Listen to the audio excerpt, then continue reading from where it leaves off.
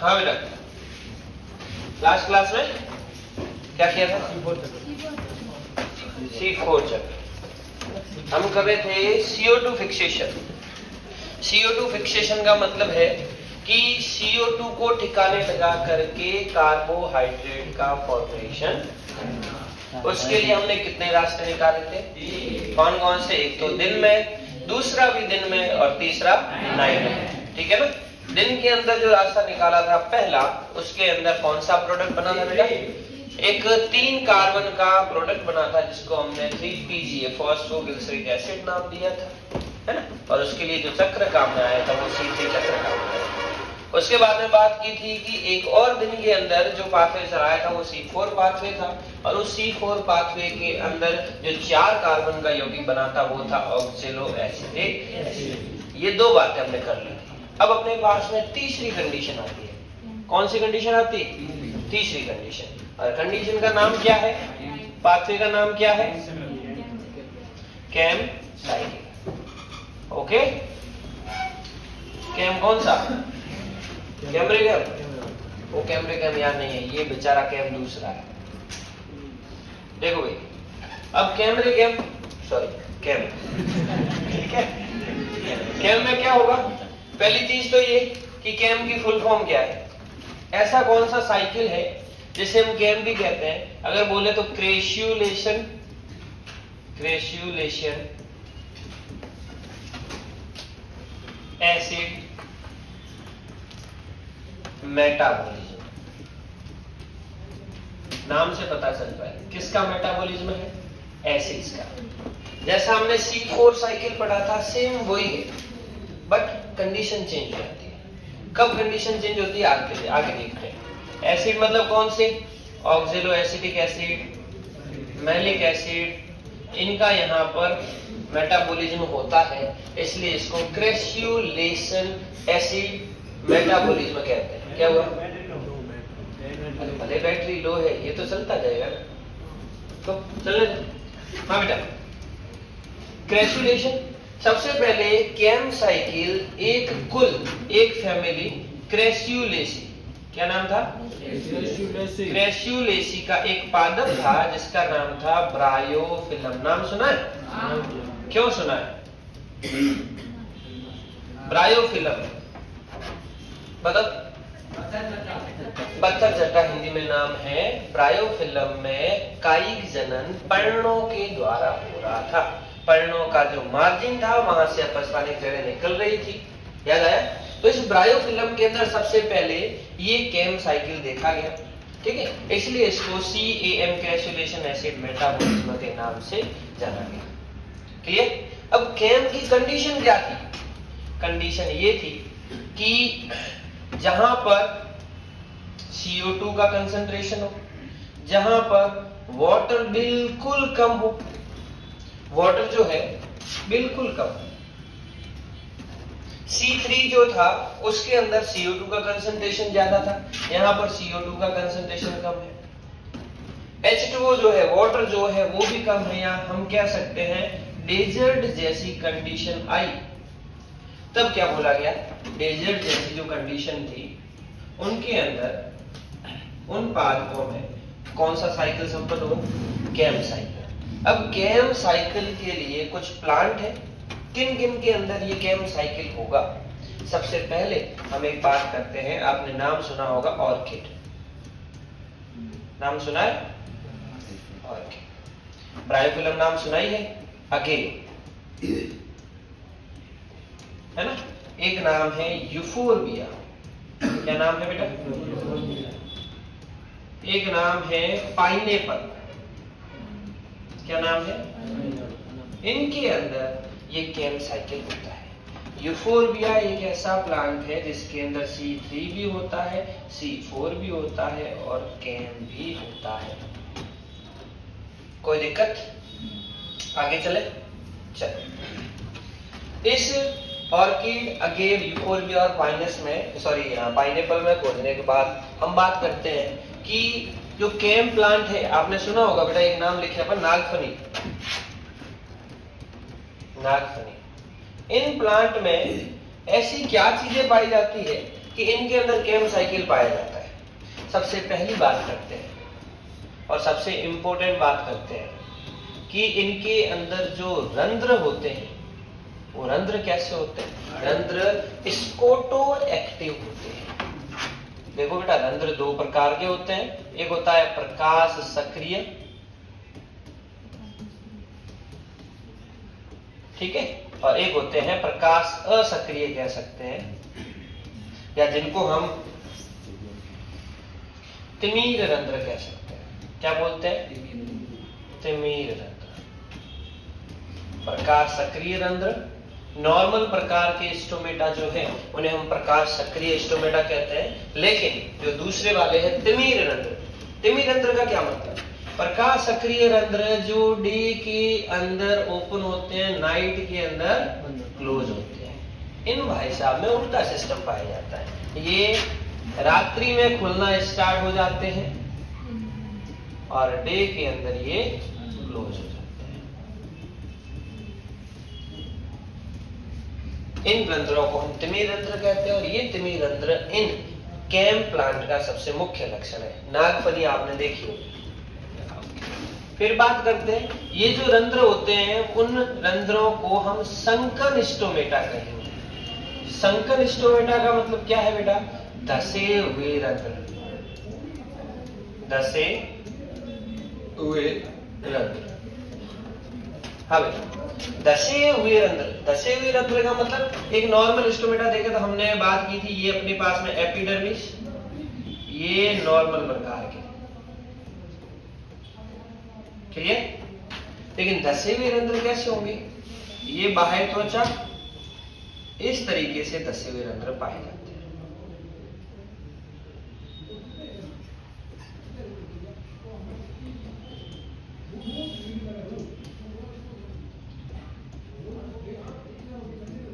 इस तरीके से इनमें धसे हुए रंध्र पाए जाते हैं। इन धसे हुए रंध्रों के ऊपर क्या पाए जाते हैं बेटा? कांटे पाए जाते हैं। जैसा नागफनी में आपको बताया था कि जो तना है वो किस में रूपांतरित हो जाता है? पर्ण। तना जो है वो पर्ण में रूपांतरित हो जाता है, मार्शल हो जाता है और क्या करने लग जाता है? फोटोसिंथेसिस करने लग जाता है। यस। और जो अपने पास में पर्ण थी वो पर्ण कांटों में रूपांतरित हो जाती है। ठीक है बेटा, ये तो बात हुई अपने पास में इन रंध्रों के बारे में कि ये रंध्र इस तरीके से होते हैं, इनमें ये चीजें पाई जाती है। और बोले तो जो उप त्वचा है वो मोटी होती है। बात करें बाह्य त्वचा की तो वो मल्टी लेयर्ड होती है, मतलब बहुपरतीय होती है। बहुपरतीय होती है। कोई दिक्कत? अब हम देखते हैं कि ये जो केम साइकिल है वो होता कैसे। अच्छा, हम बात करेंगे केम साइकिल की। ये अपने पास में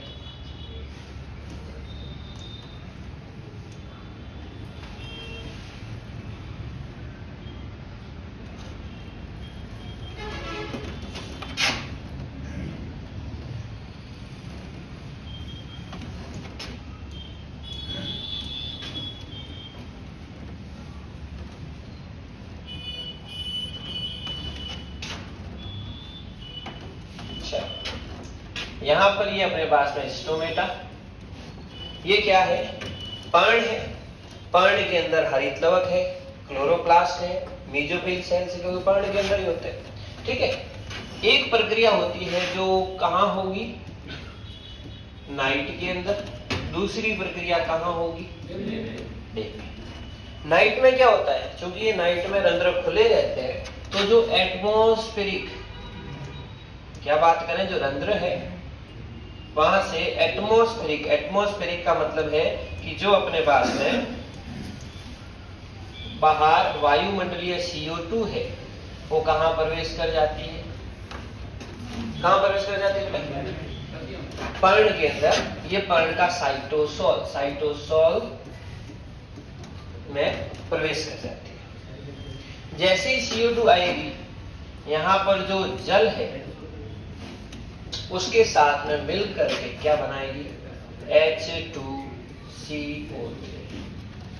ये H2CO3 आयनों में विभक्त हो जाएगा, H प्लस में और HCO3 माइनस में, यानी कि वहां से जो CO2 है वो निकलेगी।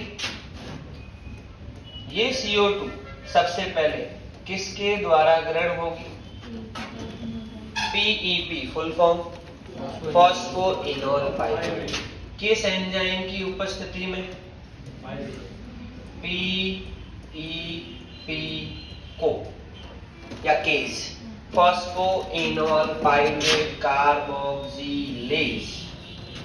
क्लियर। जैसे ही होगी अपने पास में, जैसा C4 के अंदर था वहां यहां पर भी वही उत्पाद बनेगा जिसका नाम है ऑक्जेलो एसिटिक एसिड। चीज समझ में आई, कोई दिक्कत? ऑक्जेलो एसिटिक एसिड बाद में किस में बदला था बेटा, बताओ? Malic acid. याद आया? C4 चक्र लास्ट क्लास में किया था। ये ऑक्जेलो एसिटिक एसिड मैलेट में बदलता है। किस में बदलता है? मैलेट। मैलेट। अब एक चीज है, ये जो मैलेट है, ये जो मैलेट है, इस मैलेट को आगे चल करके हम इससे जब CO2 रिलीज करेंगे तो ये पायरुविक एसिड में कन्वर्ट होगा, लेकिन उसके लिए जो एंजाइम चाहिए होता है वो सिर्फ और सिर्फ प्रकाश की उपस्थिति में ही एक्टिव होता है, वरना नहीं होता। तो ये मैलिक एसिड कहां जाएगा? अभी तो नाइट चल रही है, ये आगे पायरुविक एसिड में कन्वर्ट होगा ही नहीं, CO2 को रिलीज करेगा ही नहीं। तो यहाँ पर अपने पास में एक अच्छी खासी चीज है और उसका नाम है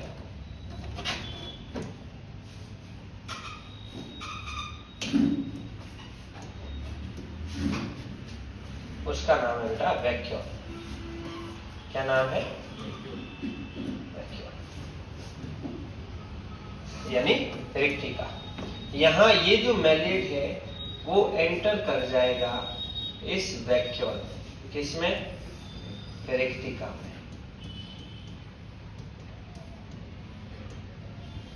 रिक्तिका में ये मैलेट बाहर से प्रोटॉन आते हैं, उस प्रोटॉन के साथ में मिल जाता है और क्या बनाता है बेटा? मैलिक एसिड बनाता है। इस मैलेट से, मैलिक एसिड से कुछ याद आया? पोटेशियम आयन अभिगमन परिकल्पना कौन सी? वास्तु रंध्रों के खुलने में और बंद होने में, लास्ट वाली जो थी पोटेशियम आयन अभिकल्पना। चलो, मैलिक एसिड ये जो है प्रक्रिया रात भर चलती रहती है, वैक्यूल के अंदर मैलिक एसिड जो है वो स्टोर होता रहता है। एक ही है, एक ही जगह हो रहा है, पर्ण में हो रहा है, लेकिन जैसे ही दिन आता है ये मैलिक एसिड यहां से बाहर निकलता है। यहां से बाहर निकल करके ये क्या करता है? पायरुविक एसिड को रिलीज करता है इसी के अंदर। लेकिन इसी चीज को मैं यहां बता रहा हूं, दो चीजें नहीं है, दो कोशिकाएं नहीं, कोशिका एक ही है, ठीक है? यही जो मैलिक एसिड है वो दिन के समय बाहर निकलता है। चलो यहां बात करें, ये अपने पास में वैक्यूल,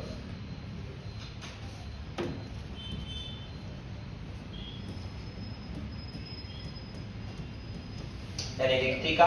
यहां से जो मैलिक एसिड है वो क्या बनाता है? मैलेट बनाता है, और वो मैलेट जो है वो यहां से बाहर निकलता है। कब? जब दिन होगा तब। क्लियर? जैसे ही दिन होगा, जैसे ही डे होगा, ये मैलिक एसिड बाहर निकलेगा। बाहर निकल करके क्या बनाएगा? पायरुविक अम्ल। और क्या रिलीज करेगा? और क्या रिलीज करेगा बेटा?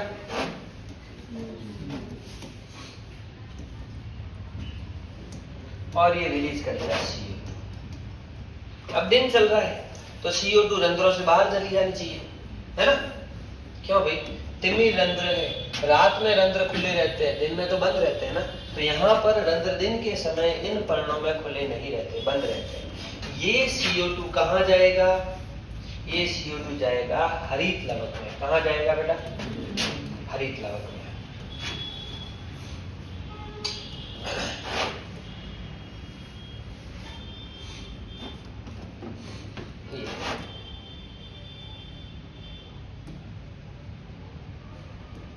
ये CO2 कहाँ गया?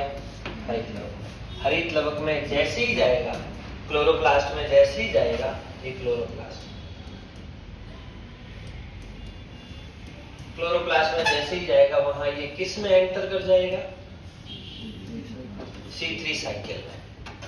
बोला था कि C3 साइकिल एकमात्र ऐसा साइकिल है जो C3 हो, C4 प्लांट हो, केम प्लांट हो, सब में कार्बोहाइड्रेट का फॉर्मेशन जो है किससे होगा? C3 से होगा। C3 में अपने पास में CO2 आया, RUBP इसको ग्रहण करेगा और ग्रहण करके क्या बनाएगा? RUBP ग्रहण करके क्या बनाएगा? कार्बोहाइड्रेट का फॉर्मेशन करेगा, ग्लूकोज का फॉर्मेशन करेगा, और वो ग्लूकोज आगे चल करके क्या बनाती है? स्टार्च बनाती है। क्लियर? वो ग्लूकोज क्या बनाती है? स्टार्च बनाती है। और ये पायरुविक एसिड जो है, ये पायरुविक एसिड भी ग्लाइकोलाइसिस की प्रोसेस याद है? नीचे से चलते वापस ऊपर, पायरुविक एसिड, उससे ऊपर PEP, उससे ऊपर 2PGA, उससे ऊपर 3PGA, उससे ऊपर 1,3-डाई-PGA, उससे ऊपर 1,3-डाई-PGAL, उससे ऊपर 3PGAL और इधर DHAP, उससे ऊपर fructose one six diphosphate, then fructose six phosphate, then glucose six phosphate, और देन ग्लूकोज, और ग्लूकोज से आगे क्या बन जाएगा? स्टार्च बन जाएगा। यानी कि यहाँ कौन सी प्रक्रिया होगी? रिवर्स ग्लाइकोलाइसिस वाली प्रक्रिया होगी और स्टार्च का फॉर्मेशन होगा। ये एक ही कोशिका है बेटा, मैंने दो अलग अलग नहीं बताए, लेकिन दो अलग अलग क्रियाएं बताई, एक रात में होने वाली, एक दिन में होने वाली। चीज समझ में आई? ये जो हरित लवक है ये वैक्यूल वही है। इसी के अंदर यहां से मैं बता सकता था कि मैलिक एसिड बाहर निकलेगा, बाहर निकल करके C3 साइकिल के अंदर CO2 को प्रवेश करवाएगा और पायरुविक एसिड बन जाएगा। पायरुविक एसिड आगे चल करके क्या बनाएगा? PEP बनाएगा। क्लियर? तो ये मैं बता रहा हूं वापिस इधर, ये अपने पास में, ये अपने पास में हरित लवक वही इसी जगह है। हरित लवक में क्या क्या बना अपने पास में? स्टार्च बना। स्टार्च, और स्टार्च क्या करेगा? ग्लूकोज बनाएगा। स्टार्च से बना ग्लूकोज, और ग्लूकोज से ग्लाइकोलाइसिस की प्रोसेस से क्या बनता है? PEP बनता है। PEP फिर CO2 को ग्रहण करता है, ग्रहण करके क्या बनाएगा? ऑक्जेलो एसिटिक एसिड। ऑक्जेलो एसिटिक एसिड क्या बनाएगा? मैलेट। मैलेट से मैलिक एसिड। मैलिक एसिड रिक्तिका में स्टोर हो जाएगा क्योंकि नाइट में हो रही है। क्लियर? नाइट जैसे ही होगी ये मैलिक एसिड इसमें स्टोर पड़ा रहेगा, जैसे ही दिन होगा ये मैलिक एसिड वापस बाहर आएगा, CO2 रिलीज करेगा, यहां से वो CO2 जाएगी कहां पर? हरित लवक में। C3 साइकिल में प्रवेश कर जाएगी CO2। पीछे बचा पायरुविक एसिड। पायरुविक एसिड क्या करेगा? जो C3 साइकिल से जो स्टार्च बन तो एक ही कोशिका में रही है, वहां क्या करेगा? स्टार्च का फॉर्मेशन करेगा, और पायरुविक एसिड से भी स्टार्च बनेगा। यही स्टार्च बाद में ग्लूकोज में बदलता है, और ग्लूकोज में ग्लाइकोलाइसिस की प्रोसेस होती है। तो दिन के अंदर श्वसन, प्रकाश संश्लेषण पाथवे में साथ साथ तो चलेंगे। ये तो है नहीं कि श्वसन हुआ उसके बाद में प्रकाश संश्लेषण, फिर पाथवे ने कहा कि भाई प्रकाश संश्लेषण पूरा हो गया, अब हमें सांस लेने दे। फिर प्रकाश संश्लेषण जब होता है तब पौधों को सांस लेना बंद थोड़ी करने देता है, दोनों चीजें साथ चलते हैं। तो ग्लाइकोलाइसिस से वापस क्या बनेगा? हमने किया था glucose, glucose six phosphate, fructose six phosphate, fructose one six diphosphate, DHAP, PGL, 1,3-डाई-PGL, 1,3-डाई-PGA, 3PGA, 2PGA और PEP आया है ना? The great grandmother throws fresh fruit dish and go by picking pumpkin to prepare pies. Prepare में अपने पास में क्या था? PEP था। तो ये PEP बन जाएगा और ये वाली चीज यूं चलती जाएगी। चीज समझ में आई? ओके। हाँ, एक और चीज यहाँ हम डिस्कस करते हैं। इसके अंदर टाइम के अकॉर्डिंग डाइमॉर्फिज्म पाया जाता है, यानी कि CO2 का जो फिक्सेशन है वो कितनी बार होता है? 2 बार। CO2 का क्या होता है? डबल फिक्सेशन होता है। फिक्सेशन 2 बार ये ठिकाने लगते हैं। एक तो पहली बार नाइट में टाइम के अकॉर्डिंग, किसके अकॉर्डिंग? और एक बार दिन में। 2 बार हुआ ना, इसलिए इसको CO2 का डबल फिक्सेशन बोलते हैं, या टेम्पोरल फिक्सेशन के नाम से भी जानते हैं इसको। कोई दिक्कत? तो ये अपने पास में C3 साइकिल है। वापिस रिपीट करते हैं। क्या बेटा? क्रैसुलेशन एसिड मेटाबॉलिज्म। सबसे पहले क्या? क्रैसुलेसी फैमिली कि ब्रायोफिल्म पौधे के अंदर इसको डिस्कवर किया गया था, इसलिए इसको नाम ही केम पाथवे बोला गया, क्रैसुलेशन एसिड मेटाबॉलिज्म बोला गया। जहां ऐसी कंडीशन जहां CO2 नहीं है, H2O बिल्कुल नहीं है, बिल्कुल कम है, और वो डेजर्ट वाली कंडीशन होती है, उन पादपों के अंदर केम साइकिल जो संपन्न हुआ। ऑर्किड हो गया, अगेव हो गया, यूफोर्बिया हो गया, पाइनएप्पल हो गया, नागफनी हो गया, इन पादपों के अंदर ये जो साइकिल है वो पाया जाता है। फिर बात की थी इनके अंदर अनुकूलन कौन कौन से पाए जाते हैं, यानी कि ये जो पादप है इसमें कौन कौन से लक्षण पाए जाते हैं। ये इन पादपों के अंदर सबसे पहली चीज जो रंध्र होते हैं वो कैसे होते हैं, स्कोटो एक्टिव होते हैं, नीचे वाले। ये दिन में तो वो वाले जो नॉर्मल रंध्र है वो खुले और रात्रि में बंद, लेकिन स्कोटो एक्टिव रंध्र जो है ये स्कोटो एक्टिव, दोनों टर्म ध्यान रखना, स्कोटो एक्टिव, ये रात्रि में क्या होते हैं, खुलना प्रारंभ होते हैं, और दिन में क्या होते हैं, बंद होते हैं। इनके अंदर जो रंध्र है वो धसे हुए पाए जाते हैं, संघन स्टोमेटा होते हैं, ठीक है। और कांटे जो है कांटे जो है पर्ण का रूपांतरण, पर्ण जो है तने का रूपांतरण है, तना पर्ण में रूपांतरित हो जाता है, मासल हो जाता है और फोटोसिंथेसिस करता है। इस प्रकार के तने को हमने क्या नाम दिया था, पर्णाभ पर्व नाम दिया था, पर्णाभ स्तंभ नाम दिया था, जिसको हमने फिलोक्लेड बोला था। याद आया, मॉर्फोलॉजी के अंदर ये हमने डिस्कस किया था, फिलोक्लेड। तना पर्ण में, पर्ण कांटों में किस में रूपांतरित होते हैं, नागफनी में। और जिस टाइम आपके DPP मतलब टेस्ट लिया था उस टाइम बताया था कि 4-5 क्वेश्चन दिए थे इससे रिलेटेड, मेरे को अभी भी याद है। आगे देखते हैं, इनके अंदर पर्ण कांटों में रूपांतरित उपत्वचा मोटी होती है, बाह्य त्वचा जो है वो बहुपरतीय होती है। फिर ये साइकिल संपन्न होता है, सबसे पहले एटमॉस्फेरिक CO2 जो है उस एटमॉस्फेरिक CO2 को ग्रहण करता है कौन, PEP ग्रहण करता है, जो पेप्को एंजाइम की उपस्थिति में ग्रहण करके ऑक्जेलो एसिटिक एसिड बनाता है। ऑक्जेलो एसिटिक एसिड किस में कन्वर्ट होता है, मैलेट में कन्वर्ट होता है। मैलेट एंटर कर जाता है रिक्तिका के अंदर, क्यों, क्योंकि मैलेट जब पायरुविक एसिड में बदलेगा, है ना, पायरुविक एसिड में मैलिक एसिड बदलेगा तो जो एंजाइम चाहिए होता है वो प्रकाश सक्रिय होता है, प्रकाश की उपस्थिति में बदलता है। बट यहाँ पर नाइट है तो ये क्या करता है, वैक्यूल में इकट्ठा होता जाता है और ये प्रोसेस जो है वो चलती जाती है। ओके, आगे चल करके देखें तो ये मैलिक एसिड जैसे दिन होता है यहाँ से बाहर निकलता है, CO2 को रिलीज करता है। देखना बेटा एक चीज, कौन सी, ये PEP कितने कार्बन, सॉरी 4 का 3, फॉस्फेनॉल पायरुवेट 3 कार्बन, एक CO2 आया 4 कार्बन, ये 4 कार्बन, ये 4 कार्बन, ये वापस 4 कार्बन, ये कितने कार्बन, क्योंकि ये कार्बन तो इधर से निकल गए, 3 कार्बन, 3 कार्बन से ये वापस पायरुविक एसिड से क्या बन गया, PEP बन गया। और ये ऐसे पाथवे चलता रहता है, कोई दिक्कत एकदम। चलो ये तो है आपके पास में केम साइकिल। आगे बात करते हैं, एक और साइकिल आता है, एक और प्रक्रिया आती है जिसको हम बोलते हैं प्रकाश श्वसन। क्या बोलते हैं बेटा, ध्यान रखना, एक इंपॉर्टेंट टर्म है प्रकाश श्वसन। इसको हम C2 साइकिल भी बोलते हैं, इसको हम फोटो रेस्पिरेशन भी बोलते हैं, फोटो रेस्पिरेशन भी बोलते हैं। इसको हम ग्लाइकोलेट साइकिल भी कहते हैं, ग्लाइकोलेट पाथवे या साइकिल भी कहते हैं, बहुत सारे नाम हैं इसके। अब C2 साइकिल है क्या, थोड़ा सा पहले इसके इंट्रोडक्शन की बात करते हैं कि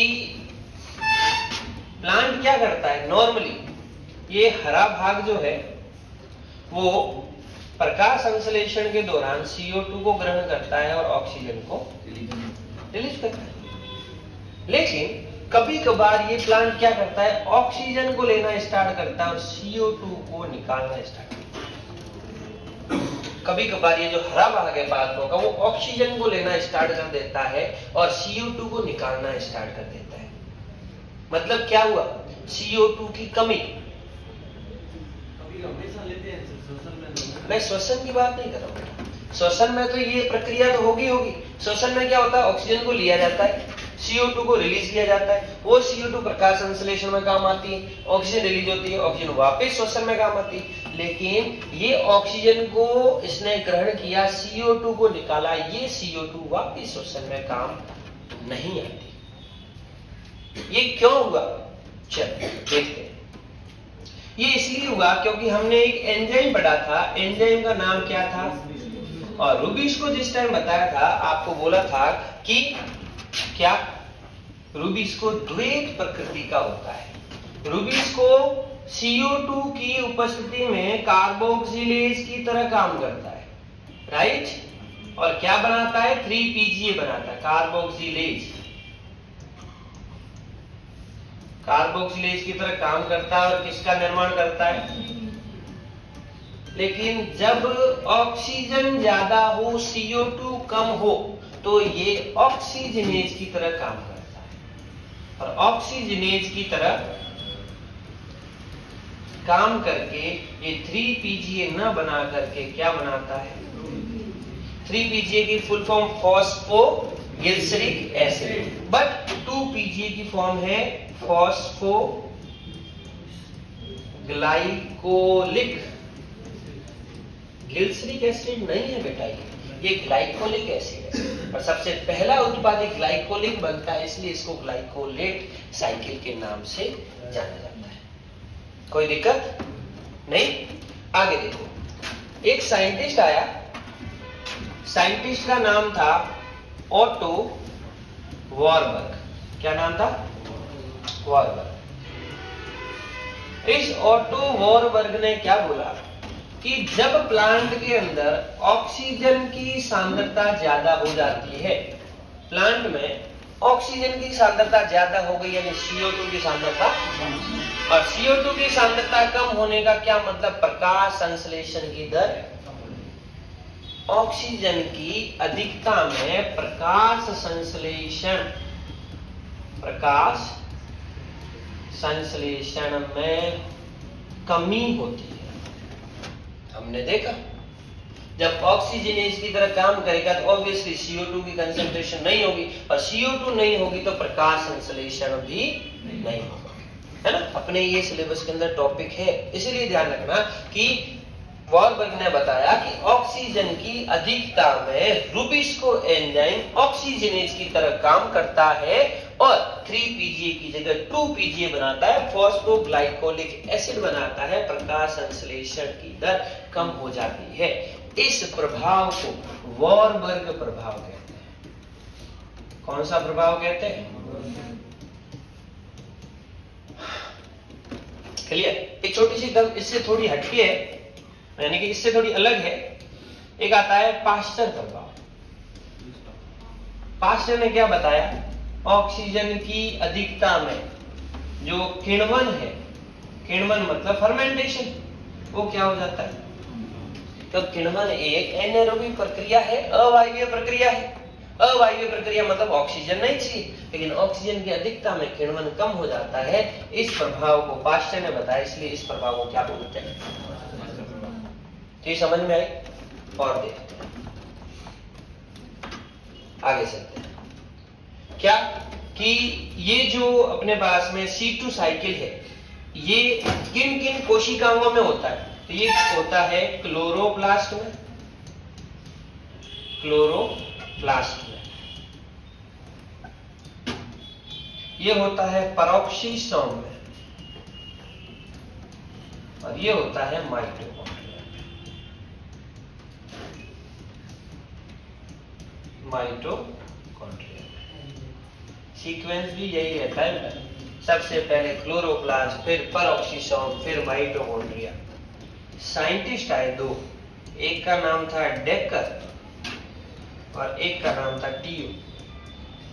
इन दोनों ने सबसे पहले C3 पादपों के अंदर ये जो प्रकाश श्वसन है वो बताया था।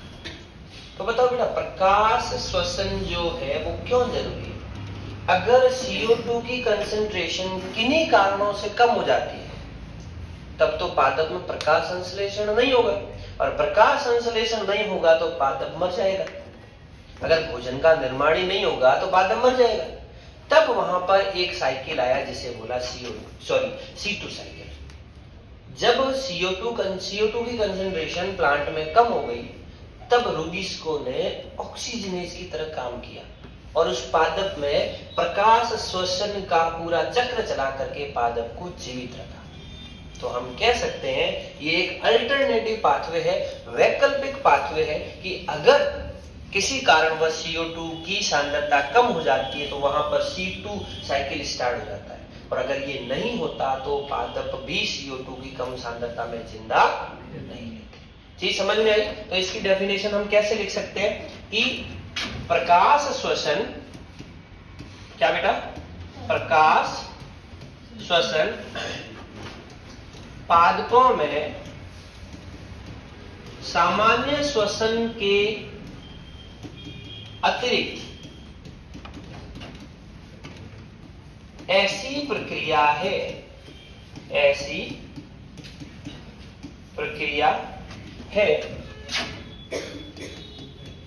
जिसमें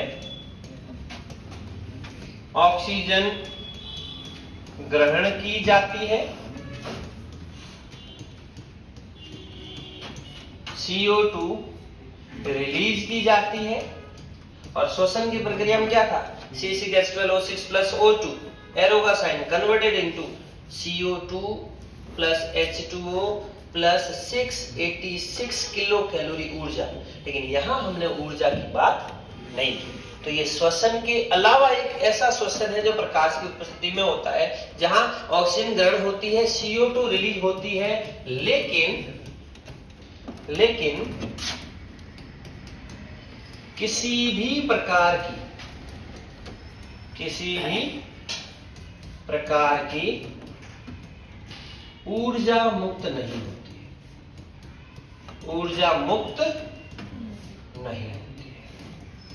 अब ऊर्जा मुक्त नहीं होगी तो श्वसन का क्या काम है? इसलिए इस अभिक्रिया को नष्टकारी अभिक्रिया के नाम से भी जाना जाता है। नष्टकारी अभिक्रिया। कोई दिक्कत? चलो, अब ये चीज होती कैसे है देखो इधर। सबसे पहले हम बात करेंगे कि पहला कोशिकांग कौन सा अपने पास में? सबसे पहला हरित लवक। हरित लवक क्या बोला? ये भी C3 पादपों में होता है, यानी कि सबसे पहले CO2 या ऑक्सीजन को ग्रहण कौन करेगा? RUBP, ribulose 1,5 bisphosphate. ये लो बेटा अपने पास में ये राइबुलोज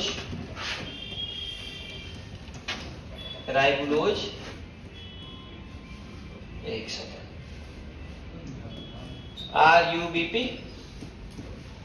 RUBP कितने कार्बन का कंपाउंड है? 1 2 3 4 और राइबुलोज 1,5 बिसफॉस्फेट। पहले और पांचवें कार्बन पे कौन है? फॉस्फेट है। डाई तो होगा ना। राइबुलोज 1,5 बिस बोलो डाई बोलो एक ही तो बात है। केमिस्ट्री में डाई को बिस तो बोलते हो, बिस ट्रिस टेट्रा, है ना। चलो अब इसमें हमने क्या किया कि अगर हम C3 साइकिल में जाए तो हमने यहां पर क्या जोड़ा था? CO2 जोड़ा था। CO2 जोड़ने पर पहला उत्पाद कितने कार्बन का बना था? कितने कार्बन का बना था C3 साइकिल में? 3 कार्बन का, 3PGA। देखो 1 कार्बन 2 कार्बन 3 कार्बन। फॉस्फेट है, फॉस्फो गिल्सरिक एसिड। इधर भी बात करें तो 3 कार्बन का फॉस्फो गिल्सरिक एसिड है। तो 3PGA के कितने अणु बने थे? 2 अणु बने। लेकिन यहां हम जोड़ किसको रहे? यहां हम CO2 को न जोड़ करके रूबिस्को ऑक्सीजनेज की तरह काम कर रहा है। मतलब जोड़ किसको रहे हैं? O2 को जोड़ रहे हैं। यानी कि एक तो 3 कार्बन का यौगिक बनेगा ही बनेगा, लेकिन दूसरा यौगिक कितने कार्बन का बनेगा? 2PGA नाम आया, फॉस्फो ग्लाइकोलिक एसिड। तो देखो बेटा इस रूबिस्को के 5 कार्बन है ना। 5 कार्बन में जिस टाइम CO2 ग्रहण की जाती है, ओके, इस RUBP से एक तो बनेगा अपने पास में कौन? 2PGA फॉस्फोग्लाइकोलिक एसिड, और दूसरा क्या बनेगा?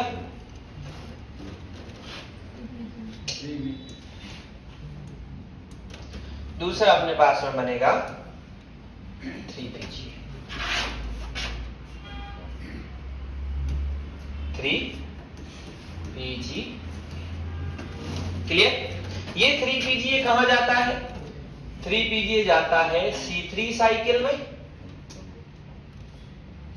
C3 साइकिल में, और वहां C3 साइकिल वापस स्टार्ट हो जाता है।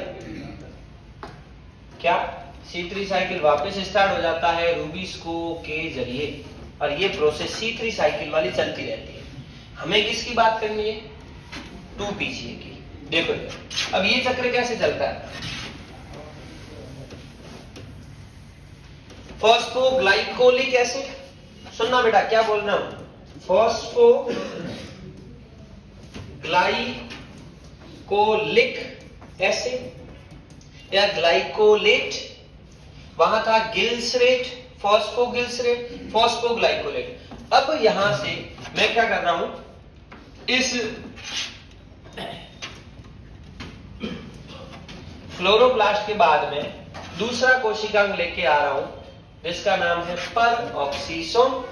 परऑक्सीसोम में क्या होता है, ये 2PGA जो था इससे एक फॉस्फेट निकल जाता है, और जब फॉस्फेट निकलता है तो क्या बचता है? ग्लाइकोलेट,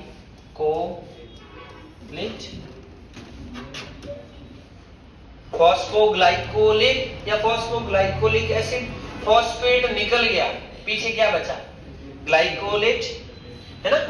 ये ग्लाइकोलेट बदलता है, ज्यादा डिटेल में नहीं जा रहा हूं, ठीक है? ये ग्लाइकोलेट बदलता है किसमें? ग्लाइसिन में। क्यों? क्योंकि यहां से ऑक्सीजन आती है और जल के अणु के साथ में मिलकर के क्या बनाती है? H2O2 बनाती है। कौन आती है?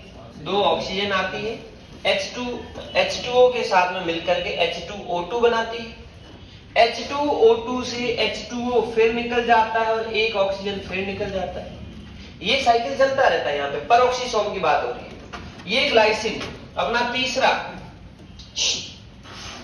ये तीसरा कौन सा?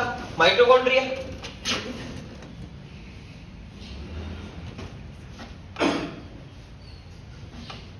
तीसरा माइटोकॉन्ड्रिया, ये ग्लाइसिन चला जाता है किसमें? माइटोकॉन्ड्रिया में। ये ग्लाइसिन गया माइटोकॉन्ड्रिया में, और वहां इसने क्या किया?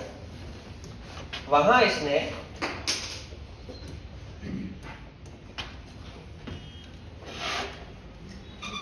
इसने बना दिया सेरीन। क्या बनाया? क्या बनाया बेटा? सेरीन। कैसे बनाया? यहां से एक CO2 को रिलीज किया, यहां से एक अमोनियम आयन को रिलीज किया। जैसे CO2 को रिलीज किया तो ये ग्लाइसिन क्या बन गया? सेरीन। सेरीन एंटर कर जाता है किसमें? वापस परऑक्सीसोम में। परऑक्सीसोम में एंटर करते ही एक चीज बनाता है, ये सेरीन एंटर गया, हाइड्रोक्सी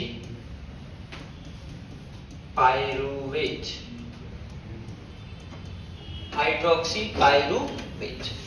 ये हाइड्रोक्सी पायरुवेट बदलता है ग्लिसरेट। किसमें बदलता है? ये ग्लिसरेट चला जाता है किसमें? हरित लवक में। ये ग्लिसरेट चला गया हरित लवक में, और ग्लिसरेट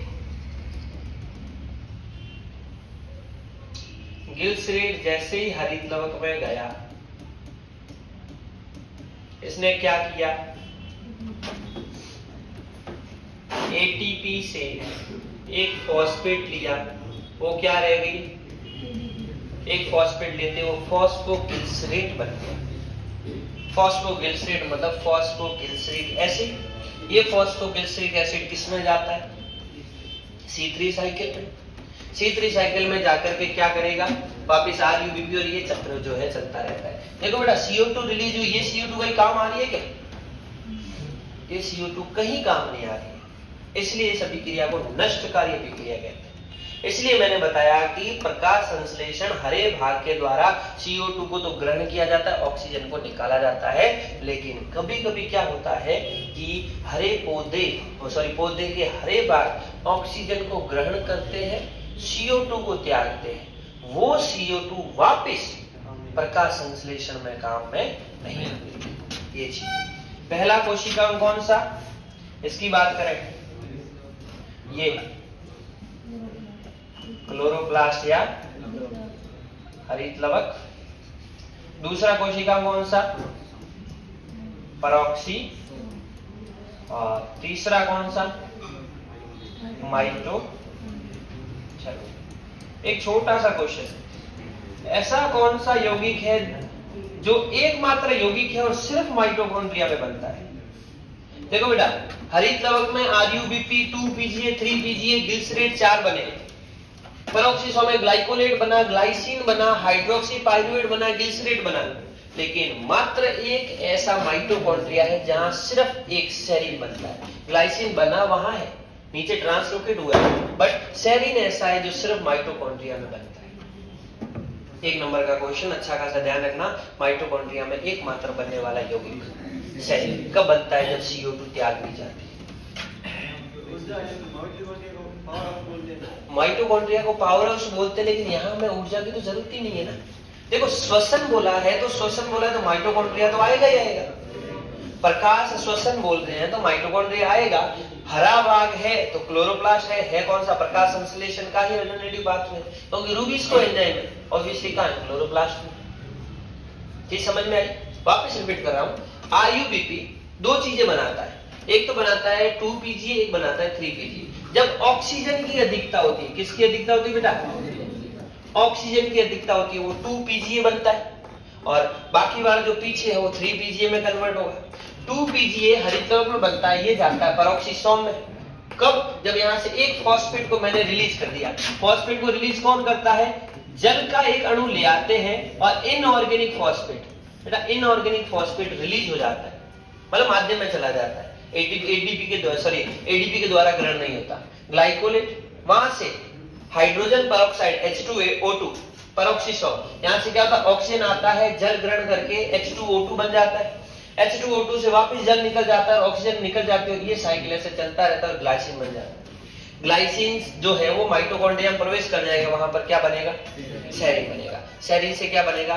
हाइड्रोक्सी पाइरुवेट बनेगा, कहां? पेरोक्सिसोम में। हाइड्रोक्सी पाइरुवेट से गिल्सरेट बनता है पेरोक्सिसोम में, फिर वो गिल्सरेट जो है चला जाता है वापस हरित लवक में, और हरित लवक में जाकर के क्या बनाता है? 3PGA। ये चक्र ऐसे चलता रहता है। चीज समझ में आई? कोई दिक्कत? ये अपने पास में C3 साइकिल, C4 साइकिल, केम साइकिल और C2 साइकिल। अब एक छोटी सी बात करते हैं। एक साइंटिस्ट था जिसका नाम था ब्लैकमैन। उस ब्लैकमैन ने एक सिद्धांत दिया 1905 में, और उस सिद्धांत का नाम था सीमाकारी कारकों का सिद्धांत।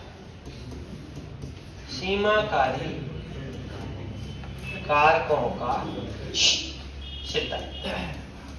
सीमाकारी कारकों का सिद्धांत क्या कहता है? देखो बेटा, सीमाकारी कारकों का सिद्धांत ये कहता है कि यदि कोई रासायनिक अभिक्रिया एक से ज्यादा कारकों पर निर्भर करती है तो उस रासायनिक अभिक्रिया की दर उस कारक पर ज्यादा निर्भर करेगी जो कम मात्रा में होगा। मैं बात करूं कि प्रकाश संश्लेषण की अभिक्रिया प्रकाश पर भी निर्भर करती है और CO2 पर भी निर्भर करती है, राइट? अब बात करें कि CO2 कम अमाउंट में होती है, इस पृथ्वी पर कितनी है? 0.3 से 0.4। तो हम बात करेंगे कि प्रकाश संश्लेषण की रासायनिक अभिक्रिया प्रकाश और CO2 दोनों पर निर्भर करती है, लेकिन ज्यादा किस पर निर्भर करेगी? CO2 पर। क्यों? क्योंकि वो कम मात्रा में उपलब्ध होती है। तो ब्लैकमैन ने एक सिद्धांत दिया, सीमाकारी कारकों का सिद्धांत, लॉ ऑफ लिमिटिंग फैक्टर। ये भी ध्यान रखना बेटा, क्योंकि एनसीईआरटी में ये नाम मेंशन है, law of limiting, limit, yes limiting, न्यूनताकारी नहीं कहेंगे, limiting factor. Law of limiting factor क्या कहता है कि यदि किसी रासायनिक अभिक्रिया यदि कोई रासायनिक अभिक्रिया दो से ज्यादा कारकों पर निर्भर करती है तो वो रासायनिक अभिक्रिया की दर उस कारक पर ज्यादा निर्भर करेगी जो सबसे कम मात्रा में होगा। चीज समझ में आई? इसी के साथ में अपना ये जो चैप्टर है वो भी पूरा हो जाता है। तो सर वो प्रोटीन बनती है लाक्टोसाइनिन और पैराडॉक्सिन, वो किस प्रक्रिया द्वारा उनका प्रोसेस के दौरान प्रोटीन बनती है ना एफईएस प्रोटीन और फेरोडॉक्सिन। बेटा वो फेरोडॉक्सिन और ये क्या है? ये वाहक है, वो ऑलरेडी PS1 और PS2 के भाग है। फेरोडॉक्सिन एफडी बात करें तो PS1 P700 के भाग है, सहायक अणु है। क्लोरोफिल ए का अणु, क्लोरोफिल बी का अणु, साइड में अणु जिसको हमने एंटीना अणु बोला था, अगर वो नहीं होंगे तो इलेक्ट्रॉन ट्रांसपोर्ट नहीं होंगे, वो इलेक्ट्रॉन ग्राही है ना? क्या बोला था कि P680 जैसे H2